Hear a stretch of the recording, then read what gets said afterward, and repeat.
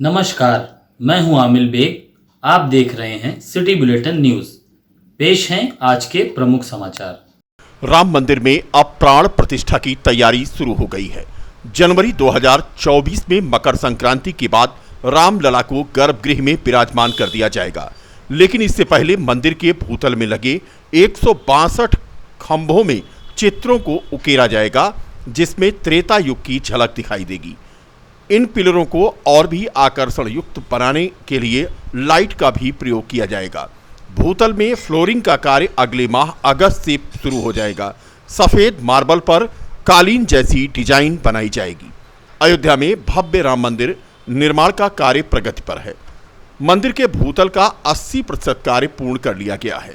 प्रथम चरण का निर्माण कार्य तेज गति से आगे बढ़ रहा है। रविवार को मंदिर निर्माण की इन्हीं सब गतिविधियों से रूबरू कराने के लिए पत्रकारों को बुलाया गया था। बता दें कि मंदिर के बाहर 8 एकड़ में परकोटा बनाया जा रहा है, जिसका आयताकार 800 गुणे 800 मीटर बनाया जा रहा है। गर्भगृह के बाहर मंडप की नक्काशी की जा रही है। राम मंदिर ट्रस्ट के सदस्य अनिल मिश्रा ने बताया कि साल 2024 में मकर संक्रांति के बाद शुभ मुहूर्त पर प्राण प्रतिष्ठा करने के बाद भगवान का दर्शन लोग कर सकेंगे। पहली चैत्र रामनवमी पर सूर्य की किरण भगवान के ललाट पर पड़ेगी। इसकी व्यवस्था की जा रही है। इस दौरान शहर में रहने वाले लोग भगवान का दर्शन कर पाएंगे। बाकी लोग टेलीविजन पर भगवान का दर्शन कर सकेंगे। रामलला के सामने 300 से 400 लोग आकर एक साथ दर्शन कर पाएंगे। यह मंदिर पूरी तरह से खास है। 500 सालों की प्रतीक्षा के बाद मंदिर का निर्माण हो रहा है। उन्होंने कहा कि ग्राउंड फ्लोर में फर्श, लाइट और बारीकियों का काम होना बाकी है। ज्यादातर काम पूरा कर लिया गया है। भगवान की मूर्ति का काम तय समय में पूरा कर लिया जाएगा। उन्होंने कहा कि मंदिर के ग्राउंड का काम पूरी तरह से दिसंबर में तैयार हो जाएगा। इस दौरान फर्स्ट फ्लोर का ढांचा भी बहुत कुछ बनकर तैयार हो जाएगा। पिलर सभी लग चुके हैं। उसमें मूर्तियों का काम शुरू हो गया है।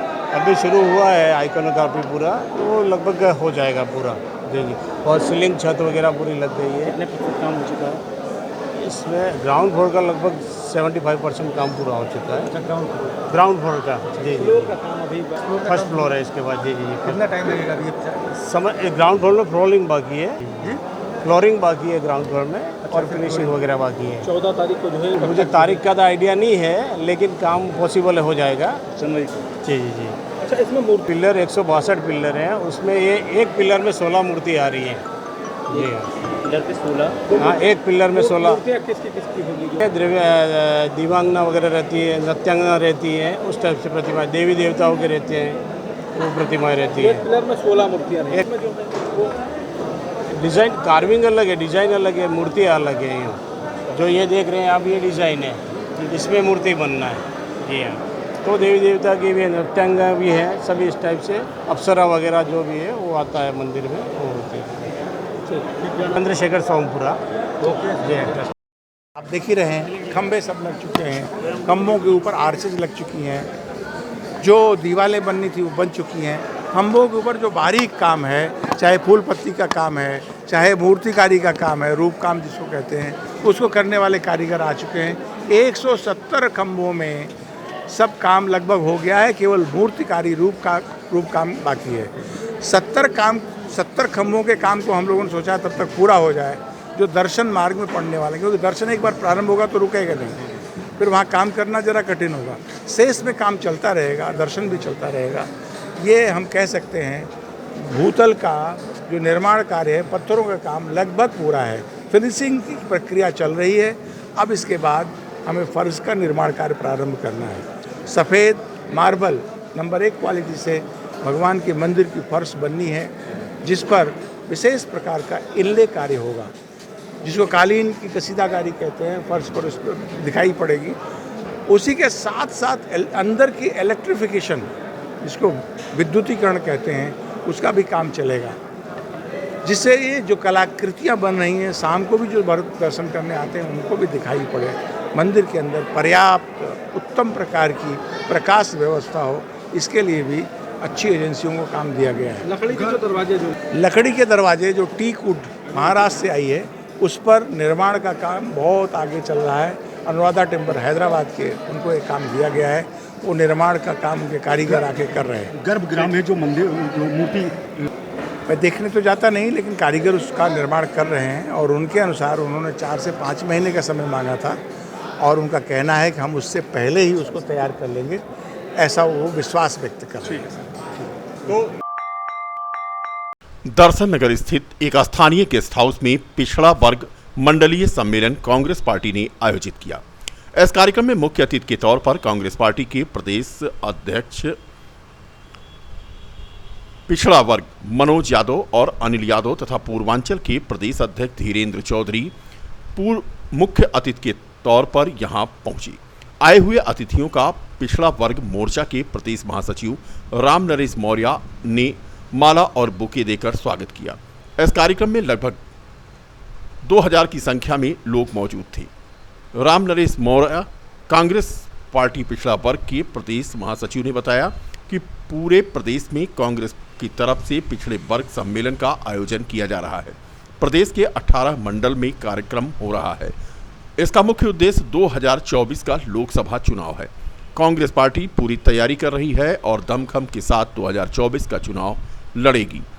पिछड़ा वर्ग के इस सम्मेलन में कांग्रेस के प्रदेश महासचिव जयकरण वर्मा, प्रदीप कोरी, बाबूराम करण, राम सागर रावत, मनसाराम आदि मौजूद रहे।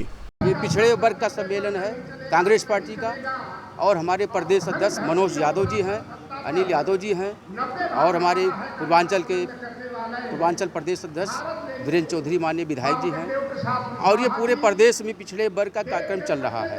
18 मंडल है, 18 मंडल में कार्यक्रम हो रहा है। इसका मुख्य उद्देश्य 2024 है।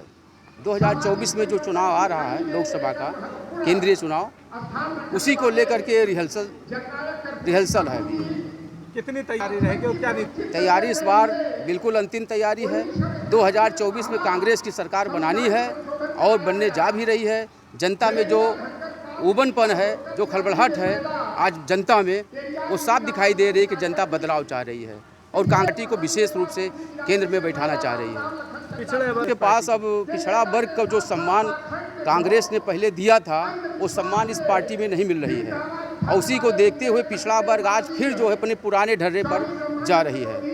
क्या कर ये हमारी हिस्सेदारी है, भागीदारी है। जिसकी जितनी संख्या बारी उसकी उतनी हिस्सेदारी।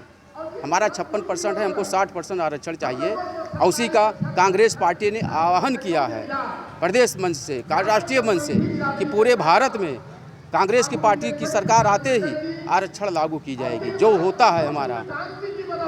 इस सम्मेलन में अब इस सम्मेलन में आप देख ही रहे हैं कि लगभग 2000 जो गोरखपुर से चलकर लखनऊ जाने वाली semi high speed train Vande Bharat पहले दिन रविवार को अपने निर्धारित समय से 16 मिनट पहले अयोध्या रेलवे स्टेशन पर पहुंची। ट्रेन के अयोध्या रेलवे स्टेशन पर पहुंचते ही यात्रियों में उसे देखने की बेचैनी रही।